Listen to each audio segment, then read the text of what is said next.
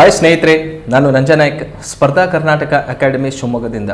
ಸ್ನೇಹಿತರೆ, ಹಿಂದಿನ 2 ವಿಡಿಯೋಗಳಲ್ಲಿ ಜಲಸಂಧಿಗೆ ಸಂಬಂಧಿಸಿದಂತೆ ಸ್ಟ್ರೈಟ್ ಕಾನ್ಸೆಪ್ಟ್ ಬಗ್ಗೆ ನಾನು ಕ್ಲಿಯರ್ ಮಾಡಿದ್ದೆ. ಸೊ ಪ್ರಪಂಚದಲ್ಲಿರುವಂತಹ ಪ್ರಮುಖ ಜಲಸಂಧಿಗಳು, ಸೊ ಆ ಜಲಸಂಧಿಗಳು ಯಾವೆಲ್ಲ ವಾಟರ್ ಬಾಡಿಯನ್ನು ಕನೆಕ್ಟ್ ಮಾಡ್ತವೆ ಅನ್ನುವಂತಹ ಕಾನ್ಸೆಪ್ಟನ್ನು ಇಟ್ಕೊಂಡು ಕ್ಲಿಯರ್ ಮಾಡಿದ್ದೀನಿ. ಸೊ ಯಾರು ಆ ವಿಡಿಯೋನ ನೋಡಿಲ್ಲ, ಸೊ ಎಲ್ಲರೂ ಕೂಡ ಆ ವಿಡಿಯೋನ ನೋಡಿ. ಸೊ ನಿಮಗೆ ಮುಂದೆ ಬರುವಂತಹ ಕಾಂಪಿಟೇಟಿವ್ ಎಕ್ಸಾಮ್ಸಲ್ಲಿ ಸೊ ಜಲಸಂಧಿಯ ಬಗ್ಗೆ ಕೇಳುವಂತಹ ಪ್ರಶ್ನೆಗಳು ನಿಮಗೆ ಅಲ್ಲಿ ಕ್ಲಿಯರ್ ಆಗುತ್ತೆ. ಸೊ ಸ್ನೇಹಿತರೆ, ಇವತ್ತಿನ ಕಾನ್ಸೆಪ್ಟ್ ಯಾವುದು ಅಂತ ನೋಡಿದಾಗ ಪ್ರಪಂಚದ ಪ್ರಮುಖ ಪರ್ವತ ಶಿಖರಗಳು, ವರ್ಲ್ಡ್ ಮೇಜರ್ ಮೌಂಟೇನ್ ಪೀಕ್ಗಳ ಬಗ್ಗೆ ನಾವು ಸ್ಟಡಿ ಮಾಡ್ತಾ ಹೋಗೋಣ. ಸೊ ಸ್ನೇಹಿತರೆ, ನಿಮಗೆಲ್ಲ ಗೊತ್ತಿದೆ ಪ್ರಪಂಚದಲ್ಲಿ 7 ಮಹಾಖಂಡಗಳಿದ್ದಾವೆ. ಆ 7 ಕಾಂಟಿನೆಂಟಲ್ಲಿರುವಂತಹ ಹೈಯೆಸ್ಟ್ ಪೀಕು, ಸೊ ಜೊತೆಗೆ ಆ ಖಂಡದಲ್ಲಿರುವಂತಹ ಪ್ರಮುಖ ಪರ್ವತ ಶ್ರೇಣಿಗಳು ಸೊ ಯಾವುದು ಎನ್ನುವಂತಹ ಕಾನ್ಸೆಪ್ಟನ್ನು ಇಟ್ಕೊಂಡು ಇವತ್ತು ಚರ್ಚೆ ಮಾಡ್ತಾ ಹೋಗೋಣ. ಸೊ ಅದಕ್ಕಿಂತ ಮುಂಚಿತವಾಗಿ ಯಾರು ನೀವು ನಮ್ಮ ಯೂಟ್ಯೂಬ್ ಚಾನಲಿಗೆ ಸಬ್ಸ್ಕ್ರೈಬ್ ಆಗಿಲ್ವೋ ಎಲ್ಲರೂ ಕೂಡ ಸಬ್ಸ್ಕ್ರೈಬ್ ಆಗಿ ಬೆಲ್ ಬಟನ್ ಒತ್ತುವ ಮೂಲಕ ನೋಟಿಫಿಕೇಷನನ್ನು ಪಡ್ಕೊಳ್ಳಿ. ಹಾಗೆ ಸ್ಪರ್ಧಾ ಕರ್ನಾಟಕ ಅಕಾಡೆಮಿ ಶಿವಮೊಗ್ಗ, ಸೊ ಇಲ್ಲಿ ಆಫ್ಲೈನ್ ಕ್ಲಾಸಸ್ಸು ಕೂಡ ಪ್ರಾರಂಭವಾಗಿದ್ದಾವೆ. KS, banking, FDA, SDA, PC, PSI ಜೊತೆಗೆ PDO ಎಕ್ಸಾಮಿಗೆ ಸಂಬಂಧಿಸಿದಂತೆ ಹೊಸ ಬ್ಯಾಚ್ಗಳು ಪ್ರಾರಂಭವಾಗಿದ್ದಾವೆ. ಸೊ ಅದರ ಸದುಪಯೋಗವನ್ನು ನೀವೆಲ್ಲರೂ ಪಡ್ಕೊಳ್ರಿ ಅಂತ ಹೇಳ್ತಾ, ಸೊ ಇವತ್ತಿನ ಮೊದಲನೇ ಕಾಂಟಿನೆಂಟ್ ಯಾವುದು ಅಂತ ನೋಡೋದಾದರೆ, ಸೊ ನೋಡಿ ಇಮೇಜಲ್ಲಿ ನಿಮಗೆ ಕಾಣಿಸ್ತಾ ಇದೆ.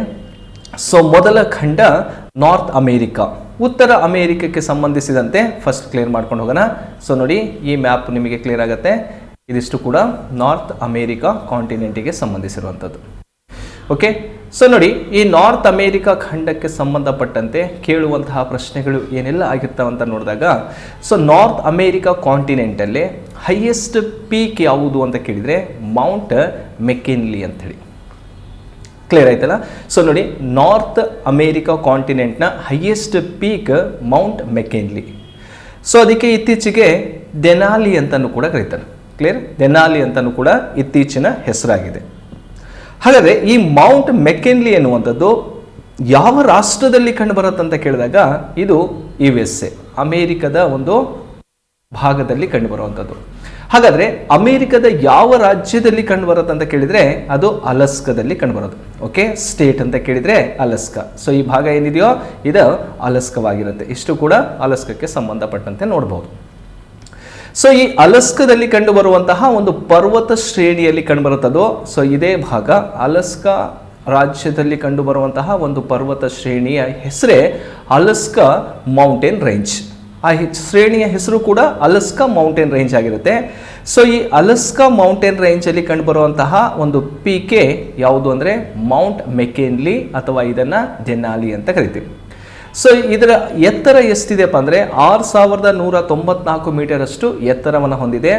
ಸೊ ಈ ಅರಣ್ಯ ಪ್ರದೇಶದಲ್ಲಿ ರಾಷ್ಟ್ರೀಯ ಉದ್ಯಾನವನಗಳು, ವನ್ಯಜೀವಿ ಧಾಮಗಳು, ಸೊ ಅಷ್ಟೆಲ್ಲವೂ ಕೂಡ ಈ ಒಂದು ಪರ್ವತದ ಭಾಗದಲ್ಲಿ ಕಂಡುಬರ್ತವೆ.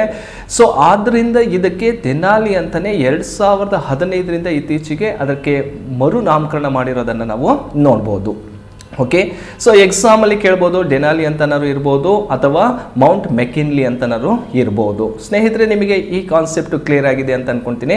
ಸೊ ನೋಡಿ, ಉತ್ತರ ಅಮೇರಿಕದಲ್ಲಿ ನಾರ್ತ್ ಅಮೇರಿಕದ ಹೈಯೆಸ್ಟ್ ಪೀಕ್ ಯಾವುದಂದ್ರೆ ಮೌಂಟ್ ಮೆಕಿನ್ಲಿ. ಸೊ ಯಾವ ರಾಜ್ಯದಲ್ಲಿದೆ ಅಂತ ಕೇಳಿದಾಗ ಅಲಸ್ಕಾದಲ್ಲಿ ಕಂಡುಬರುತ್ತೆ. ರಾಷ್ಟ್ರವಾರು ಕೇಳಿದಾಗ ಅಮೇರಿಕದಲ್ಲಿ ಕಂಡುಬರುವಂಥದ್ದು. ಪರ್ವತ ಶ್ರೇಣಿ ಅಂತ ಕೇಳಿದರೆ ಸೊ ನೋಡಿ ಅಲಸ್ಕಾ ಮೌಂಟೇನ್ ರೇಂಜ್ ಅಲ್ಲಿ ಕಂಡುಬರುವಂಥದ್ದು. ಸೊ ಇಷ್ಟು ಕೂಡ ಈ ಭಾಗಕ್ಕೆ ಸಂಬಂಧಪಟ್ಟಂತೆ ನಾವು ನೋಡ್ಬೋದು. ಸೊ ನೋಡಿ, ಇದೇ ಅಲಸ್ಕಾ ಪರ್ವತ ಶ್ರೇಣಿಯ ಈ ಭಾಗದಲ್ಲಿ ಸೊ ಒಂದು ಜಲಸಂಧಿನೂ ಕೂಡ ಇದೆ. ಇದನ್ನ ಬೇರಿಂಗ್ ಸ್ಟ್ರೈಟ್ ಅಂತಾನೆ ಕರಿತೀವಿ. ಸೊ ಬೇರಿಂಗ್ ಸ್ಟ್ರೈಟ್ ಆಲ್ರೆಡಿ ನಾನು ಹೇಳಿದೆ ನಿಮಗೆ ಹಿಂದಿನ ವಿಡಿಯೋದಲ್ಲಿ, ನಾನು ಜಲಸಂಧಿಯ ಬಗ್ಗೆ ಕಂಪ್ಲೀಟ್ ಕಾನ್ಸೆಪ್ಟ್ ಅನ್ನ ಕೊಟ್ಟಿದ್ದೀನಿ. ಸೊ ಇಲ್ಲಿ ಒಂದು ಜಲಸಂಧಿ ನಿಮಗೆ ಕಾಣಿಸ್ತಾ ಇದೆ, ಬೇರಿಂಗ್ ಸ್ಟ್ರೈಟ್ ಅಂತಾನೆ ಕರಿತೀವಿ. ಸೊ ಇದು ಅಲಸ್ಕಾ ಮತ್ತು ರಷ್ಯಾದ ನಡುವೆ ಇರುವಂತಹ ಒಂದು ಜಲಸಂಧಿ ಆಗಿರುತ್ತೆ. ಸೊ ಹಾಗಾದ್ರೆ ಸ್ನೇಹಿತರೆ, ಈ ಒಂದು ಭಾಗದಲ್ಲಿ ಇದೇ ನಾರ್ತ್ ಅಮೇರಿಕಾ ಕಾಂಟಿನೆಂಟ್ನ ವೆಸ್ಟ್ ಪಾರ್ಟ್ ಅಲ್ಲಿ ಒಂದು ಮೌಂಟೇನ್ ರೇಂಜ್ ಇದೆ. ಇಲ್ಲಿ ಕಾಣಿಸ್ತಾ ಇದೆಯಲ್ಲ, ಇಲ್ಲಿ ಡ್ರಾ ಮಾಡ್ತಾ ಇದೀನಲ್ಲ, ಸೊ ಇಲ್ಲೊಂದು ಪರ್ವತ ಶ್ರೇಣಿ ಕಾಣಿಸುತ್ತೆ. ಸೊ ಈ ಪರ್ವತ ಶ್ರೇಣಿಯ ಹೆಸರು ಏನು ಅಂತ ಹೇಳಿ ನೀವು ಕಾಮೆಂಟ್ ಮೂಲಕ ತಿಳಿಸ್ಬೇಕಾಗತ್ತೆ. ಕ್ಲಿಯರ್ ಆಗಿದೆಯಲ್ಲ? ಸೊ ನೋಡಿ, ಇಲ್ಲಿ ಕಾಣಿಸ್ತಾ ಇರುವಂತಹ ಈ ಭಾಗದಲ್ಲಿ ಒಟ್ಟಾರೆ ಅಮೇರಿಕದ ಪಶ್ಚಿಮ ಭಾಗದಲ್ಲಿ north America continent western part ಅಲ್ಲಿರುವಂತಹ ಮೌಂಟೇನ್ ರೇಂಜ್, ಅದರ ಹೆಸರು ಏನು ಅಂತೇಳಿ ಕಾಮೆಂಟಲ್ಲಿ ನೀವು ತಿಳಿಸ್ರಿ. ಓಕೆ, ಇದು ಫಸ್ಟ್ ಕಾಂಟಿನೆಂಟ್ ನಮಗೆ ಕ್ಲಿಯರ್ ಆಗುತ್ತೆ. ಈಗ ಎರಡನೇ ಖಂಡಕ್ಕೆ ಹೋಗೋಣ. ಸೌತ್ ಅಮೇರಿಕಾ ಕಾಂಟಿನೆಂಟ್, ದಕ್ಷಿಣ ಅಮೇರಿಕಕ್ಕೆ ಸಂಬಂಧಪಟ್ಟಂತೆ ನೋಡೋಣ. ಇದೇ ಓವರ್ ಆಲ್ ಆಗಿ ನಾವು ಸೌತ್ ಅಮೇರಿಕಾ ಕಾಂಟಿನೆಂಟ್ ಆಗಿರುತ್ತೆ. ಸೊ ನೋಡಿ, ದಕ್ಷಿಣ ಅಮೇರಿಕಾ ಖಂಡ ಅಂದ್ಕೊಳ್ಳೇನೆ, ಈ ದಕ್ಷಿಣ ಅಮೇರಿಕಾದಲ್ಲೇ ಅತಿ ಎತ್ತರವಾಗಿರುವಂತಹ ಪರ್ವತ ಶಿಖರ ಯಾವುದಪ್ಪ ಅಂದರೆ ಮೌಂಟ್ ಅಕಾಂಕಾಗುವಾ ಅಂಥೇಳಿ. ಕ್ಲಿಯರ್? ದಕ್ಷಿಣ ಅಮೇರಿಕಾದ ಎತ್ತರವಾದ ಪರ್ವತ ಶಿಖರ ಮೌಂಟ್ ಅಕಾಂಕಾಗುವಾ. ಸೊ ಈ ಮೌಂಟ್ ಅಕಾಂಕಾಗುವಾದ ಎತ್ತರ ಎಷ್ಟಿದೆ? 6961 ಮೀಟರ್ ಅಷ್ಟು ಎತ್ತರವನ್ನು ಹೊಂದಿದೆ. ಸೊ ಹಾಗಾದ್ರೆ ಈ ಮೌಂಟ್ ಅಕಾಂಕಾಗುವಾ ಯಾವ ಪರ್ವತ ಶ್ರೇಣಿಯಲ್ಲಿ ಕಂಡುಬರುತ್ತೆ ಅಂತ ಕೇಳಿದ್ರೆ, ಸೊ ಇದೇ ಇಲ್ಲಿ ಕಾಣಿಸ್ತಾ ಇದೆಯಲ್ಲ, ಇದು ಪರ್ವತ ಶ್ರೇಣಿ ಆಗಿರುತ್ತೆ. ಸೊ ಈ ಪರ್ವತ ಶ್ರೇಣಿಯ ಹೆಸರು ಆಂಡಿಸ್ ಮೌಂಟೇನ್ ರೇಂಜ್ ಅಂತಾನೆ ಕರಿತೀವಿ. ಸೊ ಈ ಆಂಡಿಸ್ ಪರ್ವತ ಶ್ರೇಣಿಯಲ್ಲಿ ಕಂಡುಬರೋದೆ ಮೌಂಟ್ ಅಕಾಂಕಾಗುವಾ. ಈ ಆಂಡಿಸ್ ಪರ್ವತ ಶ್ರೇಣಿ ಏನಿದೆಯೋ ಪ್ರಪಂಚದಲ್ಲಿ ಅತಿ ಉದ್ದವಾದಂತಹ ಪರ್ವತ ಶ್ರೇಣಿ. ಸೊ ನೋಡಿ, ಪ್ರಪಂಚದ ಉದ್ದವಾದ ಪರ್ವತ ಶ್ರೇಣಿ ಯಾವುದಂತ ಕೇಳಿದ್ರೆ ಆಂಡಿಸ್.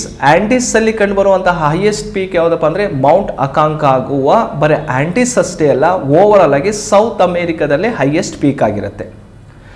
ಸೊ ನೋಡಿ, ಈ ಆಂಡಿಸ್ ಪರ್ವತದಲ್ಲಿ ಕಂಡುಬರುವಂತಹ ಮೌಂಟ್ ಅಕಾಂಕಾಗುವಾದ ಇಂಪಾರ್ಟೆಂಟ್ಸ್ ಏನು ಅಂತ ನೋಡಿದಾಗ, ಸೊ ನೋಡಿ ವರ್ಲ್ಡ್ ಮ್ಯಾಪ್ ಅಲ್ಲಿ ನಾವು ಇದನ್ನ ಸ್ಟಡಿ ಮಾಡಬೇಕಾಗತ್ತೆ. ಸೊ ಹೇಗೆ ಅಂತ ನೋಡಿದಾಗ ನೋಡಿ, ಇದು ಸಮಭಾಜಕ ವೃತ್ತ, 0 ಡಿಗ್ರಿ ಈಕ್ವಿಟರ್. ಸಮಭಾಜಕ ವೃತ್ತದ ಮೇಲ್ಭಾಗವನ್ನ ಉತ್ತರ ಗೋಳಾರ್ಧ ನಾರ್ದರ್ನ್ ಹೆಮಿಸ್ಫಿಯರ್, ಕೆಳಭಾಗವನ್ನ ದಕ್ಷಿಣ ಗೋಳಾರ್ಧ ಸದರ್ನ್ ಹೆಮಿಸ್ಫಿಯರ್ ಆಗಿರುತ್ತೆ. ಉತ್ತರ ಗೋಳಾರ್ಧ ಮತ್ತು ದಕ್ಷಿಣ ಗೋಳಾರ್ಧ. ಸೊ ನೋಡಿ, ಈಗ ಈ ದಕ್ಷಿಣ ಗೋಳಾರ್ಧದಲ್ಲೇ ಅತಿ ಎತ್ತರವಾಗಿರುವಂತಹ ಪರ್ವತ ಶಿಖರ ಯಾವುದು ಅಂತ ಕೇಳಿದ್ರೆ ಮೌಂಟ್ ಅಕಾಂಕಾಗುವಾ. ಕ್ಲಿಯರ್ ಆಗ್ತಾ ಇದೆ ಅಂತ ಅನ್ಕೊಂತೀನಿ. ಸೊ ನೋಡಿ, ದಕ್ಷಿಣ ಗೋಳಾರ್ಧದಲ್ಲೇ ಅತಿ ಎತ್ತರವಾದಂತಹ ಪರ್ವತ ಶಿಖರ ಈ ಮೌಂಟ್ ಅಕಾಂಕಾಗುವಾ ಆಗಿದೆ. ಸೊ ಅಷ್ಟೇ ಅಲ್ಲದೆ ನೋಡಿ, ಭೂಮಿಯನ್ನ ಮತ್ತೆ 2 ಪಾರ್ಟ್ ಆಗಿ ಡಿವೈಡ್ ಮಾಡ್ಕೊಳ್ತೀವಿ, ಈಸ್ಟ್ ಮತ್ತೆ ವೆಸ್ಟ್ ಅಂತೇಳಿ. ಓಕೆ, ಪೂರ್ವ ಮತ್ತು ಪಶ್ಚಿಮ. ನೋಡಿ, ಈ ಪಶ್ಚಿಮ ಗೋಳಾರ್ಧದಲ್ಲೇ ಅತಿ ಎತ್ತರವಾದಂತಹ ಪರ್ವತ ಶಿಖರ ಯಾವುದು ಅಂತ ಕೇಳಿದ್ರು, ಸೊ ಇದೇ ಮೌಂಟ್ ಅಕಾಂಕಾಗುವಾ ಆಗಿರುತ್ತೆ. 2 ರೀತಿ ಅರ್ಥ ಮಾಡ್ಕೋಬೇಕು. ಸೊ ಭೂಮಿಯ ಮೇಲೆ ಪಶ್ಚಿಮ ಗೋಳಾರ್ಧದಲ್ಲಿ ವೆಸ್ಟರ್ನ್ ಹೆಮಿಸ್ಫಿಯರ್ ಅಲ್ಲಿ ಹೈಯೆಸ್ಟ್ ಪೀಕ್ ಯಾವುದಂದ್ರೆ ಮೌಂಟ್ ಅಕಾಂಕಾಗುವಾ. ಸದರ್ನ್ ಹೆಮಿಸ್ಫಿಯರ್ ಅಲ್ಲೂ ಹೈಯೆಸ್ಟ್ ಪೀಕ್ ಯಾವುದು ಅಂತ ಕೇಳಿದ್ರು ಮೌಂಟ್ ಅಕಾಂಕಾಗುವಾ ಅಂತಾನೆ ಆನ್ಸರ್ ಮಾಡಬೇಕಾಗತ್ತೆ. ಸೊ ನೋಡಿ, ಇದು ಭೂಮಿಯಲ್ಲೇ ಅತಿ ಫೇಮಸ್ ಆಗಿರುವಂತಹ ಒಂದು ಮೌಂಟೇನ್ ಪೀಕ್ ಆಗಿರೋದನ್ನ ನಾವು ನೋಡ್ಬೋದು. ಓಕೆ, ಸೊ ಹಾಗಾದ್ರೆ ಈ ಮೌಂಟೇನ್ ಪೀಕ್ ಎಲ್ಲಿ ಕಂಡು ಬರುತ್ತಂತ ನೋಡಿದಾಗ ರಾಷ್ಟ್ರವಾರು ನೋಡಿದ್ರೆ ಇಲ್ಲಿ ಮ್ಯಾಪ್ ಅಲ್ಲಿ ನೋಡ್ಬಿಡಿ, ಇದೇ ಭಾಗ ಇದು ಮೌಂಟ್ ಅಕಾಂಕಾಗುವಾ. ಹಾಗಾದ್ರೆ ಮೌಂಟ್ ಅಕಾಂಕಾಗುವಾ ಯಾವ 2 ರಾಷ್ಟ್ರಗಳ ನಡುವೆ ಗಡಿ ಹಂಚಿಕೊಂಡಿದೆ ಅಂತ ಕೇಳಿದಾಗ ಒಂದು ಚಿಲಿ, ಮತ್ತೊಂದು ಯಾವುದಿದೆಯಪ್ಪ ಅಂದ್ರೆ ಅರ್ಜೆಂಟೈನಾ ರಾಷ್ಟ್ರ ಕಂಡು ಬರುತ್ತೆ. ಸೊ ಅದರಲ್ಲೂ ಕೂಡ ಈ ಒಂದು ಪರ್ವತ ಶಿಖರ ಎಲ್ಲಿ ಕಂಡು ಬರುತ್ತೆ ಅಂತ ಕೇಳಿದಾಗ ನಾವು ಸಿಂಗಲ್ ಆಗಿ ಕೇಳಿದ್ರೆ ಅರ್ಜೆಂಟೈನಾ ಅಂತ ಹೇಳಿ ಆನ್ಸರ್ ಮಾಡಬೇಕಾಗತ್ತೆ. ಓಕೆ, ಅರ್ಜೆಂಟೈನಾದಲ್ಲಿ ಕಂಡು ಬರುವಂತಹ ಒಂದು ಪೀಕೆ ಮೌಂಟ್ ಅಕಾಂಕಾಗುವಾ ಶ್ರೇಣಿ ಅಂತ ಕೇಳಿದ್ರೆ ಆಂಡಿಸ್ ಪರ್ವತ ಶ್ರೇಣಿಯಲ್ಲಿ ಕಂಡು ಬರುತ್ತೆ. ಓಕೆ, ಸೊ ನೋಡಿ, ಇನ್ನೊಂದು ರಾಷ್ಟ್ರ ಅಂತ ಕೇಳಿದಾಗ ಯಾವ್ದನ್ನ ತಗೋಬೇಕು ನಾವು? ಚಿಲಿ ರಾಷ್ಟ್ರವನ್ನ ತಗೋಬೇಕು. ಚಿಲಿ ಮತ್ತು ಅರ್ಜೆಂಟೈನಾದ ಗಡಿಯಲ್ಲಿದೆ, ಬಟ್ ಒಂದಾಗಿ ಸಿಂಗಲ್ ಆಗಿ ಕೇಳಿದಾಗ ಅರ್ಜೆಂಟೈನಾ ಅಂತ ಹೇಳಿ ನಾವು ಆನ್ಸರ್ ಅನ್ನ ಮಾಡಬೇಕಾಗತ್ತೆ. ಸೊ ಇದು ಮೌಂಟ್ ಅಕಾಂಕಾಗುವಾದ ಬಗ್ಗೆ ಗೊತ್ತಿರಬೇಕು. ಸೊ ದಕ್ಷಿಣ ಅಥವಾ ಸೌತ್ ಅಮೇರಿಕಕ್ಕೆ ಸಂಬಂಧಿಸಿದಂತೆ ಇಷ್ಟು ಕಾನ್ಸೆಪ್ಟ್ ಅನ್ನ ನೀವು ಕ್ಲಿಯರ್ ಮಾಡ್ಕೊಳ್ಳಿ. ರೈಟ್, ನೆಕ್ಸ್ಟ್ ಹೋಗೋಣ. ಸೊ ಯುರೋಪ್ ಖಂಡಕ್ಕೆ ಸಂಬಂಧಪಟ್ಟಂತೆ ನೋಡೋಣ. ಸೊ ಇದಿಷ್ಟು ಕೂಡ ಯುರೋಪ್ ಖಂಡವಾಗಿರುತ್ತೆ. ಸೊ ಯುರೋಪ್ ಖಂಡಕ್ಕೆ ಸಂಬಂಧಪಟ್ಟಂತೆ ಯಾವ ರೀತಿಯಲ್ಲಿ ಕ್ವಶನ್ಸ್ ಅನ್ನ ಕೇಳ್ತಾನೆ? Okay, continent Europe. ಸೊ ನೋಡಿ, ಯುರೋಪ್ ಖಂಡದಲ್ಲಿ ಅತಿ ಎತ್ತರವಾಗಿರುವಂತಹ ಪರ್ವತ ಶಿಖರ ಯಾವ್ದಪ್ಪ ಅಂದ್ರೆ ಮೌಂಟ್ ಎಲ್ಬ್ರೂಸ್ ಅಂತೇಳಿ. ಓಕೆ, ಮೌಂಟ್ ಎಲ್ಬ್ರೂಸ್ ಇಡೀ ಯುರೋಪ್ ಖಂಡದಲ್ಲೇ ಅತಿ ಎತ್ತರವಾಗಿರುವಂತಹ ಪರ್ವತ ಶಿಖರ. ಹಾಗಾದ್ರೆ ಇದರ ಎತ್ತರ ಎಷ್ಟಿದೆ? 5642 ಮೀಟರ್ ಅಷ್ಟು ಎತ್ತರವನ್ನು ಹೊಂದಿದೆ. ಸೊ ಹಾಗಾದ್ರೆ ಈ ಒಂದು ಪರ್ವತ ಶಿಖರ, ಈ ಪೀಕ್ ಎಲ್ಲಿ ಕಂಡು ಬರುತ್ತೆ ಅಂತ ಕೇಳಿದಾಗ ರಾಷ್ಟ್ರವಾರು ನೋಡಿದ್ರೆ ಇದು ರಷ್ಯಾದಲ್ಲಿ ಕಂಡು ಬರುತ್ತೆ. ಕ್ಲಿಯರ್? ರಾಷ್ಟ್ರವಾರು ಕೇಳಿದ್ರೆ ರಷ್ಯಾ, ಖಂಡವಾರು ಕೇಳಿದಾಗ ಯುರೋಪ್ ಖಂಡದಲ್ಲಿ ಕಂಡು ಬರುವಂತದ್ದು. ಎತ್ತರ ಕೇಳಿದ್ರೆ 5642 ಮೀಟರ್ ಅಷ್ಟು ಎತ್ತರವನ್ನು ಹೊಂದಿದೆ. ಸೊ ಹಾಗಾದ್ರೆ ಇದು ಯಾವ ಪರ್ವತ ಶ್ರೇಣಿಯಲ್ಲಿ ಕಂಡು ಬರುತ್ತೆ ಅಂತ ಕೇಳಬಹುದು. ಇಲ್ಲಿ ನೋಡಿ, ಕಾಕಸಾಸ್ ಮೌಂಟೇನ್ ರೇಂಜ್ ಅಲ್ಲಿ ಕಂಡು ಬರುತ್ತೆ. ಓಕೆ, ಯಾವ ಮೌಂಟೇನ್ ರೇಂಜ್ ಇದು? ಕಾಕಸಾಸ್ ಮೌಂಟೇನ್ ರೇಂಜ್. ಇಲ್ಲಿ ನೋಡ್ಬೋದು ನೀವು. ಸೊ ಇದೇ ಗ್ರೇಟ್ ಕಾಕಸಾಸ್ ಮೌಂಟೇನ್ ರೇಂಜ್. ಸೊ ನೋಡಿ, ಈ ಕಾಕಸಸ್ ಮೌಂಟೇನ್ ರೇಂಜ್ ಅಲ್ಲೇ ಅದರ ಒಂದು ನಾರ್ತ್ ಭಾಗದಲ್ಲಿ ಕಂಡುಬರೋದು, ಉತ್ತರ ಭಾಗದಲ್ಲಿ ಕಂಡುಬರೋದು ಮೌಂಟ್ ಎಲ್ಬ್ರೂಸ್ ಅಂತೇಳಿ. ಓಕೆ, ರಾಷ್ಟ್ರವಾರು ಕೇಳಿದ್ರೆ ಯಾವ ರಾಷ್ಟ್ರ ಇದೆ ರಷ್ಯಾದಲ್ಲಿ ಕಂಡು ಬರ್ತಾ ಇರುವಂತದ್ದು. ಸೊ ಹಾಗಾದ್ರೆ ಈ ಕಾಕಸಸ್ ಮೌಂಟೇನ್ ರೇಂಜ್ ಬಗ್ಗೆ ಸ್ವಲ್ಪ ಬೇಸಿಕ್ ಕಾನ್ಸೆಪ್ಟ್ ನಮಗೆ ಗೊತ್ತಿರಬೇಕಾಗತ್ತೆ. ಇದು ಕಾಕಸಸ್ ಮೌಂಟೇನ್ ರೇಂಜ್ ಅನ್ನೋದು 2 ಖಂಡಗಳ ನಡುವಿನ ಗಡಿಯಾಗಿರುತ್ತೆ. ಸೊ ಈ ಕಡೆ ಯುರೋಪ್ ಖಂಡ ಇದೆ, ಸೊ ಈ ಕಡೆ ಯಾವ್ದಿದೆ ಏಷ್ಯಾ ಖಂಡ. ಯುರೋಪ್ ಮತ್ತು ಏಷ್ಯಾದ ಒಂದು ಬಾರ್ಡರ್ ಆಗಿ ಕೂಡ ಯಾವ ಮೌಂಟೇನ್ ರೇಂಜ್ ಇದೆಯಪ್ಪ ಅಂದ್ರೆ ಕಾಕಸಸ್ ಮೌಂಟೇನ್ ರೇಂಜ್ ಇದೆ. ಸೊ ಅಷ್ಟೇ ಅಲ್ಲದೆ ಇದೇ ರಷ್ಯಾದ ಭಾಗದಲ್ಲಿ ನೋಡಿ, ರಷ್ಯಾ ಎನ್ನುವಂತಹ ಒಂದು ರಾಷ್ಟ್ರ 2 ಖಂಡದಲ್ಲಿ ತನ್ನ ಗಡಿಯನ್ನು ಹಂಚಿಕೊಂಡಿದೆ. ಸೊ ಯುರೋಪ್ ಅಲ್ಲೂ ಅದರ ಪಾರ್ಟ್ ಇದೆ ಭೂಭಾಗ, ಸೊ ಏಷ್ಯಾದಲ್ಲೂ ಕೂಡ ಅದರ ಭೂಭಾಗ ಕಂಡುಬರುತ್ತೆ. ಸೊ ಇಲ್ಲಿ ನೋಡಿ, ಈ ಭಾಗದಲ್ಲಿ ಒಂದು ಪರ್ವತ ಶ್ರೇಣಿ ಕಂಡುಬರುತ್ತೆ. ಸೊ ಈ ಪರ್ವತ ಶ್ರೇಣಿಯ ಹೆಸರು ಯುರೆಲ್ ಮೌಂಟೇನ್ ರೇಂಜ್. ಇಲ್ಲಿದೆ ಯುರೆಲ್ ಪರ್ವತ ಶ್ರೇಣಿ. ಸೊ ಈ ಯುರೆಲ್ ಪರ್ವತ ಶ್ರೇಣಿಯ ಈ ಭಾಗ ಯುರೋಪ್ನ ರಷ್ಯಾವಾಗಿದ್ರೆ ಈ ಭಾಗ ಏಷ್ಯಾದ ರಷ್ಯಾವಾಗಿರುತ್ತೆ. ಹಾಗಾಗಿ ಯುರೆಲ್ ಪರ್ವತ ಶ್ರೇಣಿನೂ ಕೂಡ ಯುರೋಪ್ ಮತ್ತು ಏಷ್ಯಾದ ಗಡಿಯಾಗಿರೋದನ್ನು ನಾವು ನೋಡ್ಬೋದು. 2 ಪ್ರಾಕೃತಿಕ ಗಡಿಗಳನ್ನು ಹೊಂದಿರುವಂಥದ್ದು ಏಷ್ಯಾ ಮತ್ತು ಯುರೋಪ್ ಖಂಡಗಳು. ಒಂದು ಕಾಕಸಸ್ ಮೌಂಟೇನ್ ಮತ್ತು ಇನ್ನೊಂದು ಯುರೆಲ್ ಮೌಂಟೇನ್ಸ್ಗಳು ಇಲ್ಲಿ ಕಂಡುಬರ್ತವೆ. ಎರಡೂ ಕೂಡ ಯುರೋಪ್ ಮತ್ತು ಏಷ್ಯಾದ ಒಂದು ಗಡಿ ಆಗಿರುವಂಥದ್ದನ್ನು ನಾವು ನೋಡ್ತಾ ಹೋಗ್ತೀವಿ. ಸೊ ಓಕೆ, ಸೊ ಯುರೋಪ್ ಖಂಡದ ಅತಿ ಎತ್ತರವಾಗಿರುವಂತಹ ಪರ್ವತ ಶಿಖರ ಯಾವುದಂತ ಕೇಳಿದರೆ ಮೌಂಟ್ ಎಲ್ಬ್ರೂಸ್ ಅನ್ನು ಆನ್ಸರ್ ಮಾಡಬೇಕಾಗತ್ತೆ. ಓಕೆ, ಸೊ ಇದು ಯುರೋಪ್ ಖಂಡಕ್ಕೆ ಸಂಬಂಧಪಟ್ಟಂತೆ. ಸೊ ನೆಕ್ಸ್ಟ್ ಹೋಗೋಣ, ಆಫ್ರಿಕಾ ಖಂಡಕ್ಕೆ ಸಂಬಂಧಪಟ್ಟಂತೆ ಯಾವುದು ಹೈಯೆಸ್ಟ್ ಪೀಕ್ ಅಂತ ಕೇಳ್ತೇನೆ. ಸೊ ನೋಡಿ, ಮೌಂಟ್ ಕಿಲಿಮಾಂಜರೋ ಅಂತ. ಸೊ ನೋಡಿ, ಮೌಂಟ್ ಕಿಲಿಮಾಂಜರೋ ಅನ್ನುವಂಥದ್ದು ಈ ಆಫ್ರಿಕಾ ಖಂಡದಲ್ಲೇ ಅತಿ ಎತ್ತರವಾಗಿರುವಂತಹ ಒಂದು ಪರ್ವತ ಶಿಖರವಾಗಿರುತ್ತೆ. ಮೌಂಟ್ ಕಿಲಿಮಾಂಜರೋ ಅನ್ನುವಂಥದ್ದು ಆಫ್ರಿಕಾ ಖಂಡದ ಎತ್ತರವಾದ ಪರ್ವತ ಶಿಖರ. ಸೊ ಹಾಗಾದ್ರೆ ಈ ಮೌಂಟ್ ಕಿಲಿಮಾಂಜರೋ ಇಂಪಾರ್ಟೆನ್ಸ್ ಏನು ಅಂತ ನೋಡಿದ್ರೆ, ಸೊ ಈ ಮೌಂಟ್ ಕಿಲಿಮಾಂಜರೋ ಯಾವ ರಾಷ್ಟ್ರದಲ್ಲಿ ಕಂಡುಬರುತ್ತಂತ ತಿಳ್ಕೊಬಿಡಿ. ಈ ಒಂದು ಮ್ಯಾಪಲ್ಲಿ ನೋಡ್ಬಿಡಿ, ಇಲ್ಲಿ ಇರುವಂಥದ್ದೇ ಮೌಂಟ್ ಕಿಲಿಮಾಂಜರೋ ಇದೆ, ಮೌಂಟ್ ಕಿಲಿಮಾಂಜರೋ. ಹಾಗಾದ್ರೆ ರಾಷ್ಟ್ರ ಯಾವ್ದಿದೆಯಪ್ಪ ಅಂದ್ರೆ ತಾಂಜೇನಿಯಾ ರಾಷ್ಟ್ರದಲ್ಲಿ ಕಂಡುಬರುತ್ತೆ. ಓಕೆ, ತಾಂಜೇನಿಯಾ ರಾಷ್ಟ್ರದಲ್ಲಿ ಕಂಡುಬರುವಂತಹ ಒಂದು ಪೀಕ್ ಯಾವ್ದಪ್ಪ ಅಂದ್ರೆ ಮೌಂಟ್ ಕಿಲಿಮಾಂಜರೋ. ಸೊ ನೋಡಿ, ಈ ತಾಂಜೇನಿಯಾ ರಾಷ್ಟ್ರದಲ್ಲಿ ಬಂದಿರುವಂತಹ ಕಿಲಿಮಾಂಜರೋ ಯಾವ ಪರ್ವತ ಶ್ರೇಣಿಯಲ್ಲಿ ಕಂಡುಬರುತ್ತಂತ ಗೊತ್ತಿರಬೇಕಾಗತ್ತೆ. ಸೊ ನೋಡಿ, ಇದು ಯಾವುದೇ ಪರ್ವತ ಶ್ರೇಣಿಯಲ್ಲಿ ಕಂಡುಬರಲ್ಲ. ಯಾಕೆ ಯಾವುದೇ ಪರ್ವತ ಶ್ರೇಣಿಯಲ್ಲಿ ಕಂಡುಬರಲ್ಲ ಅಂದ್ರೆ, ಈ ಒಂದು ಪೀಕ್ ಆಗಿರುವಂಥದ್ದು ಯಾವುದರಿಂದ ಅಂತ ಕೇಳಿದ್ರೆ ಇದು ಜ್ವಾಲಾಮುಖಿಯಿಂದ ಆಗಿರೋದು. ವಾಲ್ಕೆನಿಕ್ ಮೌಂಟೇನ್ ಪೀಕ್ ಅಂತಾನೆ ಕರಿತೀವಿ. ಸೊ ಹಾಗಾದ್ರೆ ಯಾವ ವಿಧದ ವಾಲ್ಕೆನಿಕ್ ಅನ್ನ ನೋಡೋದಾದ್ರೆ ನೋಡಿ, ವಾಲ್ಕೆನೋಸ್ ಅಲ್ಲಿ 3 ವಿಧಗಳನ್ನ ನೋಡ್ತೀವಿ. ಜಾಗೃತ ಜ್ವಾಲಾಮುಖಿಗಳು, ಸುಪ್ತ ಜ್ವಾಲಾಮುಖಿ ಮತ್ತೆ ಲುಪ್ತ ಜ್ವಾಲಾಮುಖಿ ಅಂತ ಕರಿತೀವಿ. ಸೊ ಅದರಲ್ಲಿ ಯಾವ ಕೆಟಗರಿಗೆ ಸೇರುತ್ತಪ್ಪ ಅಂದ್ರೆ ಇದು ಸುಪ್ತ ಜ್ವಾಲಾಮುಖಿ, ಡಾರ್ಮೆಂಟ್ ವಾಲ್ಕೆನೋಸ್ ಕೆಟಗರಿಗೆ ಸೇರಿರೋದನ್ನ ನೋಡ್ಬೋದು. ಸೊ ಹಾಗಾಗಿ ಈ ಭಾಗ ಕಂಪ್ಲೀಟ್ ಆಗಿ ಯಾವ್ದ್ರಿಂದ ಕೂಡಿದೆಯಪ್ಪ ಅಂದ್ರೆ ಪ್ರಸ್ಥಭೂಮಿಯಿಂದ ಕೂಡಿರುವಂತಹ ಒಂದು ಪ್ರದೇಶವಾಗಿರುತ್ತೆ. ಸೊ ನೋಡಿ, ಈ ಪ್ರಸ್ಥಭೂಮಿಯಲ್ಲಿ ಇರುವಂತದ್ದು ನೋಡಿ, ಒಂದು ಪ್ರಸ್ಥಭೂಮಿ ಇದೆ ಅಂತ ಅನ್ಕೊಳ್ಳಿ. ಆ ಪ್ರಸ್ಥಭೂಮಿಯಲ್ಲಿ ಒಂದೇ ಒಂದು ಪೀಕ್ ಅನ್ನ ನಾವು ನೋಡ್ತೀವಿ, ಒಂದೇ ಒಂದಿದೆ. ಇದರ ಸುತ್ತಮುತ್ತ ಯಾವುದೇ ಪರ್ವತ ಶ್ರೇಣಿಗಳಿಲ್ಲ, ಯಾವುದೇ ಬೆಟ್ಟಗಳು ಕಂಡುಬರಲ್ಲ. ಸೊ ಇದು ಸಿಂಗಲ್ ಆಗಿರೋದನ್ನ ನಾವು ನೋಡಬಹುದು. ಸೊ ಆದ್ರಿಂದ ಇದನ್ನ ಏನಂತ ಕರೀತಾರಪ್ಪ ಅಂದ್ರೆ highest single free standing mountain in the world ಅಂತಾನೆ ಕರೀತಾರೆ. Okay, highest single free standing mountain in the world ಅಂತಾನೆ ಕರೀತಾರೆ. ಕ್ಲಿಯರ್? ಸೊ ಪ್ರಪಂಚದಲ್ಲೇ ವಿಶ್ವದಲ್ಲೇ ಎತ್ತರ ಏಕ ಸ್ವತಂತ್ರ ಪರ್ವತ ಅಂತಾನೆ ಕರೆಯುವಂಥದ್ದು ಯಾವುದಕ್ಕೆ ಅಂತ ಕೇಳಿದ್ರೆ ಕಿಲಿಮಾಂಜರೋಗೆ ಕರೆಯುವಂತ ಹೆಸರು. ಯಾಕಂದ್ರೆ ಇದು ಯಾವುದೇ ಪರ್ವತ ಶ್ರೇಣಿಯ ಭಾಗದಲ್ಲಿಲ್ಲ, ಇದಿರುವಂಥದ್ದು ಪ್ರಸ್ಥಭೂಮಿಯಲ್ಲಿ ಕಂಡುಬರೋದನ್ನ ನಾವು ನೋಡಬಹುದು. ಅರ್ಥ ಇದೆಯಲ್ಲ? ಸೊ ಇದರ ಎತ್ತರ ಎಷ್ಟಿದೆಯಪ್ಪ ಅಂದ್ರೆ 5895 ಮೀಟರ್ ಅನ್ನ ಹೊಂದಿದೆ ಮೌಂಟ್ ಕಿಲಿಮಾಂಜರೋ. ಸೊ ನೋಡಿ, ಆಫ್ರಿಕಾದ ಎತ್ತರವಾಗಿರುವಂತಹ ಪರ್ವತ ಶಿಖರ ಮೌಂಟ್ ಕಿಲಿಮಾಂಜರೋ. ಯಾವ ಪರ್ವತ ಶ್ರೇಣಿಯಲ್ಲಿ ಕಂಡುಬರುತ್ತಂದ್ರೆ ಇದು ಪರ್ವತ ಶ್ರೇಣಿಯಲ್ಲ, ಕಂಡುಬರುವಂತದ್ದು ಪ್ರಸ್ಥಭೂಮಿಯಲ್ಲಿ ಕಂಡುಬರೋದನ್ನ ನೋಡ್ತೀವಿ. ಸೊ ಯಾವ್ದ್ರಿಂದ ಆಗಿದೆ ಅಂತ ಕೇಳಿದಾಗ ಇದು ಜ್ವಾಲಾಮುಖಿ ಪರ್ವತವಾಗಿರುತ್ತೆ. ಇದಿಷ್ಟು ಕೂಡ ಮೌಂಟ್ ಕಿಲಿಮಾಂಜರೋ ಬಗ್ಗೆ ನಮಗೆ ಗೊತ್ತಿರಬೇಕಾಗತ್ತೆ. ಸೊ ನೀವು ಕಾಮೆಂಟ್ ಅಲ್ಲಿ ಒಂದಕ್ಕೆ ಆನ್ಸರ್ ಮಾಡಿ. ಸೊ ಈ ಆಫ್ರಿಕಾ ಖಂಡದಲ್ಲಿ ಕಂಡುಬರುವಂತಹ ಪರ್ವತ ಶ್ರೇಣಿ ಯಾವುದು, ಪರ್ವತ ಶ್ರೇಣಿ ಯಾವುದು ಅಂತೇಳಿ ಕಾಮೆಂಟ್ ಅಲ್ಲಿ ಆನ್ಸರ್ ಅನ್ನ ಮಾಡಿ. ಆಫ್ರಿಕಾ ಕಾಂಟಿನೆಂಟ್ ಅಲ್ಲಿ ಇರುವಂತಹ ಮೌಂಟೇನ್ ರೇಂಜ್ ಅದರ ಹೆಸರು ಏನು ಅಂತ ಹೇಳಿ ಕಾಮೆಂಟ್ ಅಲ್ಲಿ ನೀವು ಆನ್ಸರ್ ಮಾಡಿ. ಓಕೆ, ಸೊ ನೆಕ್ಸ್ಟ್ ಕಾಂಟಿನೆಂಟ್ ಅಂತ ನೋಡಿದಾಗ ಅಂಟಾರ್ಟಿಕಾ ಖಂಡ. ಓಕೆ, ನೆಕ್ಸ್ಟ್ ಹೋಗೋಣ. ಅಂಟಾರ್ಟಿಕಾ ಖಂಡ ಶ್ವೇತ ಖಂಡ, ಬಿಳಿಯ ಖಂಡ, ವಿಜ್ಞಾನಿಗಳ ಖಂಡ, ಪೆಂಗ್ವಿನ್ಗಳ ನಾಡು ಅಂತಲೂ ಕೂಡ ಕರಿತೀವಿ. ಸೊ ಅಂಟಾರ್ಟಿಕಾ ಖಂಡಕ್ಕೆ.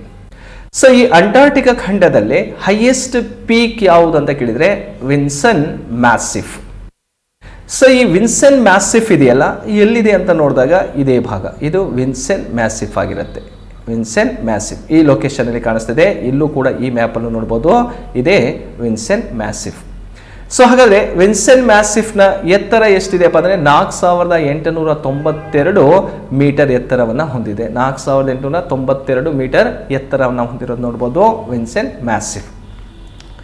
ಸೊ ಹಾಗಾದ್ರೆ ಇದು ಯಾವ ಭಾಗದಲ್ಲಿ ಕಂಡು ಬರುತ್ತೆ ಅಂದ್ರೆ ವೆಸ್ಟರ್ನ್ ಅಂಟಾರ್ಟಿಕಾದಲ್ಲಿ ಕಂಡು ಬರುತ್ತೆ. ಪಶ್ಚಿಮ ಅಂಟಾರ್ಟಿಕಾದಲ್ಲಿ ಕಂಡು ಬರುವಂತಹ ಒಂದು ಹೈಯೆಸ್ಟ್ ಪೀಕ್ ಆಗಿರುತ್ತೆ ಮೌಂಟ್ ವಿನ್ಸನ್ ಮ್ಯಾಸಿಫ್ ಅಂತ ಹೇಳಿ.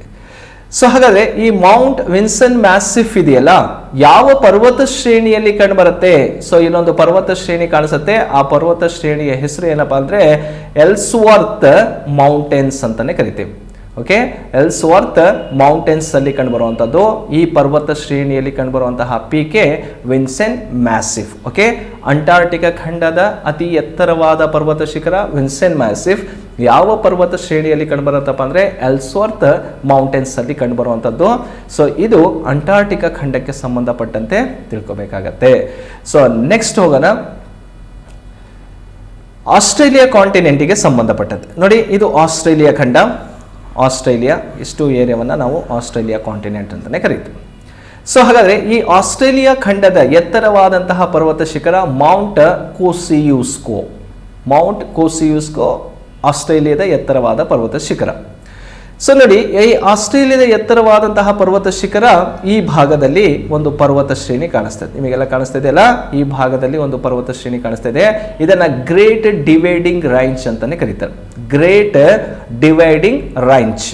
ಹಾಗಾದ್ರೆ ಈ ಗ್ರೇಟ್ ಡಿವೈಡಿಂಗ್ ರೈಂಜ್ ಅನ್ನ ಆಸ್ಟ್ರೇಲಿಯಾದಲ್ಲಿ ಮತ್ತೊಂದು ಹೆಸರಿನಿಂದ ಕರೀತಾರೆ, ಆಸ್ಟ್ರೇಲಿಯನ್ ಆಲ್ಫಸ್ ಅಂತಾನೂ ಕೂಡ ಕರೀತಾರೆ. ಗ್ರೇಟ್ ಡಿವೈಡಿಂಗ್ ರೇಂಜ್ ಅಂತ ಬರ್ಬೋದು ಅಥವಾ ಆಸ್ಟ್ರೇಲಿಯನ್ ಆಲ್ಫಸ್ ಅಂತಾನೂ ಕೂಡ ಕರಿಬಹುದು. ಸೊ ಇದರ ಎತ್ತರ 2228 ಮೀಟರ್ ಅಷ್ಟು ಎತ್ತರವನ್ನು ಹೊಂದಿದೆ. ಸೊ ನೋಡಿ, ಈ ಒಂದು ಪಾಯಿಂಟ್ ಎಲ್ಲಿದೆಯಪ್ಪ ಅಂದ್ರೆ ಇಲ್ಲಿ ಕಂಡು ಬರುತ್ತೆ. ಓಕೆ, ಈ ಭಾಗದಲ್ಲಿ ಕಂಡು ಬರುತ್ತೆ. ಇದೇ ಮೌಂಟ್ ಕೋಸಿಯುಸ್ಕೋ.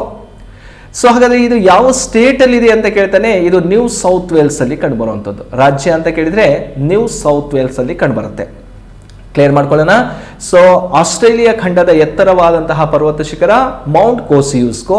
ಮೌಂಟ್ ಕೋಸಿಯುಸ್ಕೋ ಯಾವ ಪರ್ವತ ಶ್ರೇಣಿಯಲ್ಲಿ ಕಂಡು ಬರುತ್ತಪ್ಪ ಅಂದ್ರೆ ಗ್ರೇಟ್ ಡಿವೈಡಿಂಗ್ ರೇಂಜ್ ಅಥವಾ ಆಸ್ಟ್ರೇಲಿಯನ್ ಆಲ್ಫಸ್ ಅಲ್ಲಿ ಕಂಡು ಬರುವಂತದ್ದು. ಸೊ ಎತ್ತರ 2228 ಮೀಟರ್ ಅಷ್ಟು ಎತ್ತರವನ್ನು ಹೊಂದಿದೆ. ರಾಜ್ಯ ಕೇಳಿದ್ರೆ ನ್ಯೂ ಸೌತ್ ವೇಲ್ ಅಲ್ಲಿ ಕಂಡುಬರುವಂತಹ ಒಂದು ಪೀಕ್ ಆಗಿರುತ್ತೆ. ಓಕೆ, ಸೊ ಇದು ಆಸ್ಟ್ರೇಲಿಯಾ ಖಂಡದ ಬಗ್ಗೆ ಗೊತ್ತಿರಬೇಕಾಗತ್ತೆ. ಸೊ ಕಾಮೆಂಟ್ ಅಲ್ಲಿ ಆನ್ಸರ್ ಮಾಡಿ, ಆಸ್ಟ್ರೇಲಿಯಾದ ಅತಿ ದೊಡ್ಡ ಮರುಭೂಮಿ ಯಾವುದು? ಮರುಭೂಮಿ, desert. Okay, largest desert in Australia ಯಾವ ಮರುಭೂಮಿ ಅಂತೇಳಿ ಕಾಮೆಂಟ್ ಅಲ್ಲಿ ಆನ್ಸರ್ ಮಾಡಿ. ಸೊ ನೆಕ್ಸ್ಟ್ ಹೋಗೋಣ. ಕೊನೆಯದಾಗಿರುವಂತಹ ಒಂದು ಕಾಂಟಿನೆಂಟ್ ಯಾವುದಪ್ಪ ಅಂದ್ರೆ ಸೊ ಏಷ್ಯಾ ಖಂಡ. ನೋಡಿ, ಏಷ್ಯಾ ಖಂಡದಲ್ಲಿ ಅತಿ ಎತ್ತರವಾಗಿರುವಂತಹ ಪರ್ವತ ಶಿಖರ ಒಂದೊಂದಾಗಿ ಕ್ಲಿಯರ್ ಮಾಡ್ತಾ ಹೋಗೋಣ. ಏಷ್ಯಾ ಖಂಡದಲ್ಲೇ ಎತ್ತರವಾಗಿರುವಂತಹ ಪರ್ವತ ಶಿಖರ ಯಾವುದಪ್ಪ ಅಂದ್ರೆ ಮೌಂಟ್ ಎವರೆಸ್ಟ್. ಮೌಂಟ್ ಎವರೆಸ್ಟ್ ಅನ್ನೋದು ಹೈಯೆಸ್ಟ್ ಪೀಕ್. ಸೊ ಇದು ಏಷ್ಯಾಕ್ಕಷ್ಟೇ ಸೀಮಿತ ಅಲ್ಲ, ಇದು ಯಾವುದಕ್ಕಪ್ಪ ಅಂದ್ರೆ ಪ್ರಪಂಚದಲ್ಲೇ ಅತಿ ಎತ್ತರವಾಗಿರುವಂತಹ ಪರ್ವತ ಶಿಖರನು ಕೂಡ ಮೌಂಟ್ ಎವರೆಸ್ಟ್ ಆಗಿರುತ್ತೆ. ಸೊ ಈ ಮೌಂಟ್ ಎವರೆಸ್ಟ್ ಈಗಲೂ ಕೂಡ ಬೆಳೀತಾ ಇರುವಂತಹ ಒಂದು ಪರ್ವತವಾಗಿರುತ್ತೆ. ಇದರ ಎತ್ತರ ಅಂತ ನೋಡಿದಾಗ 8848.86 ಮೀಟರ್ ಅಷ್ಟು ಎತ್ತರವನ್ನು ಹೊಂದಿದೆ. 0.86 ಮೀಟರ್ ಅಷ್ಟು ರೈಸ್ ಆಗಿರೋದನ್ನ ನಾವು ನೋಡಬಹುದು. ಸೊ ಹಾಗಾಗಿ ಇದನ್ನ ಬೆಳೀತಾ ಇರುವಂತಹ ಒಂದು ಪರ್ವತ ಶಿಖರ ಅಂತಾನೆ ಕನ್ಸಿಡರ್ ಮಾಡ್ತೀವಿ. ಓಕೆ, ಹಾಗಾದ್ರೆ ಈ ಮೌಂಟ್ ಎವರೆಸ್ಟ್ ಅನ್ನುವಂಥದ್ದು ಎಲ್ಲಿ ಕಂಡುಬರುತ್ತೆ, ಯಾವ ಪರ್ವತ ಶ್ರೇಣಿಯ ಭಾಗದಲ್ಲಿ ಕಂಡುಬರುತ್ತೆ ಅಂದ್ರೆ ಇದು ಹಿಮಾಲಯ ಪರ್ವತ ಶ್ರೇಣಿಯ ಭಾಗದಲ್ಲಿ ಕಂಡುಬರುತ್ತೆ. ಓಕೆ, ಸೊ ನೋಡಿ, ಇದು ಹಿಮಾಲಯ ಭಾಗ. ಸೊ ಹಿಮಾಲಯ ಪರ್ವತ ಶ್ರೇಣಿಯ ಭಾಗದಲ್ಲಿ ಕಂಡುಬರುತ್ತೆ. ಅದರ ಲೊಕೇಶನ್ ಅನ್ನ ತೋರಿಸ್ತೀನಿ. ಈ ಭಾಗದಲ್ಲಿ ಅದು ಕಂಡುಬರುವಂಥದ್ದು ಲೊಕೇಶನ್ ನೋಡಿ ಇದು. ಸೊ ಲೊಕೇಶನ್ ಇಲ್ಲಿ ನೋಡಿದಾಗ ಯಾವ ಎರಡು ರಾಷ್ಟ್ರಗಳ ನಡುವೆ ಕಂಡುಬರುತ್ತೆ ಅಂತ ಕೇಳ್ಬೋದು. ಈ ಕಡೆ ಕೆಳಭಾಗದಲ್ಲಿ ಕಂಡುಬರುತ್ತೆ ನೇಪಾಳ, ಮೇಲ್ಭಾಗದಲ್ಲಿದೆ ಟಿಬೆಟ್ ಅಥವಾ ಚೀನಾ ರಾಷ್ಟ್ರ. ಓಕೆ, ಟಿಬೆಟ್ ಮತ್ತು ನೇಪಾಳದ ನಡುವೆ ಕಂಡುಬರುವಂತಹ ಒಂದು ಪೀಕ್ ಯಾವುದಪ್ಪ ಅಂದ್ರೆ ಮೌಂಟ್ ಎವರೆಸ್ಟ್. ಸೊ ಯಾವ ಭಾಗದಲ್ಲಿ ಕಂಡುಬರುತ್ತೆ ಅಂದ್ರೆ ಹಿಮಾಲಯ ಪರ್ವತ ಶ್ರೇಣಿಯಲ್ಲಿ ಕಂಡುಬರುತ್ತೆ. ಸೊ ಆ ಹಿಮಾಲಯ ಪರ್ವತ ಶ್ರೇಣಿಯಲ್ಲಿ 3 ಪರ್ವತಗಳನ್ನ ನಾವು ನೋಡ್ತೀವಿ. ಸೊ ನೋಡಿ, 1, ನೆಕ್ಸ್ಟ್ ಅದರ ಕೆಳಗಡೆ ಮತ್ತೊಂದು ಕಂಡು ಬರುತ್ತೆ, ನೆಕ್ಸ್ಟ್ ಅದರ ಕೆಳಗಡೆ ಮತ್ತೊಂದನ್ನು ನೋಡ್ತೀವಿ. ಸೊ ಫಸ್ಟ್ ಒಂದನ್ನು ಗ್ರೇಟ್ ಹಿಮಾಲಯ ಅಂತಾನೆ ಕರಿತೀವಿ, ಗ್ರೇಟ್ ಹಿಮಾಲಯ. ಸೊ ಎರಡನೇದು ಮಿಡಲ್ ಹಿಮಾಲಯ, ಮಧ್ಯ ಹಿಮಾಲಯ. ಮೂರನೇದು ಸಿವಾಲಿಕ್ ಬೆಟ್ಟಗಳು. ಓಕೆ, ಸಿವಾಲಿಕ್ ಬೆಟ್ಟಗಳು. ಸೊ ಇದರಲ್ಲಿ ಯಾವ ಹಿಮಾಲಯದಲ್ಲಿ ಕಂಡುಬರುತ್ತೆ ಅಂತ ಕೇಳಿದ್ರೆ ಇದು ಗ್ರೇಟ್ ಹಿಮಾಲಯದಲ್ಲಿ ಕಂಡುಬರುವಂತಹ ಒಂದು ಪೀಕ್ ಆಗಿರುತ್ತೆ, ಪ್ರಪಂಚದ ಎತ್ತರವಾದಂತಹ ಒಂದು ಪರ್ವತ ಶಿಖರ ಮೌಂಟ್ ಎವರೆಸ್ಟ್. ಓಕೆ, ಸೊ ಹಾಗಾದ್ರೆ ಕಾಮೆಂಟ್ ಅಲ್ಲಿ ತಿಳಿಸಿ, ಭಾರತದ ಅತಿ ಎತ್ತರವಾದಂತಹ ಪರ್ವತ ಶಿಖರ ಯಾವುದು, highest mountain peak in India ಯಾವುದು ಅಂತ ಕಾಮೆಂಟ್ ಅಲ್ಲಿ ನೀವು ತಿಳಿಸಿ. ಸೊ ಸ್ನೇಹಿತರೆ, ಇಲ್ಲಿವರೆಗೂ ಕೂಡ ಪ್ರಪಂಚದಲ್ಲಿರುವಂತಹ 7 ಖಂಡಗಳು, ಪರ್ವತ ಶ್ರೇಣಿಗಳು, ಅಲ್ಲಿರುವಂತಹ ಪ್ರಮುಖ ಪೀಕ್ಗಳು ಯಾವುದೆನ್ನುವಂಥ ಕಾನ್ಸೆಪ್ಟ್ ಅನ್ನು ಚರ್ಚೆ ಮಾಡಿದ್ದೀನಿ. ಸೊ ಈ ವಿಡಿಯೋ ನಿಮಗೆ ಇಷ್ಟವಾದರೆ ಲೈಕ್ ಮಾಡಿ, ಕಾಮೆಂಟನ್ನು ಮಾಡಿ, ಶೇರ್ ಮಾಡಿ. ಸೊ ಮುಂದಿನ ವಿಡಿಯೋದಿಗೆ ಮತ್ತೆ ಬರ್ತೀನಿ. ಅಲ್ಲಿವರೆಗೂ ವಂದನೆಗಳು. Thank you.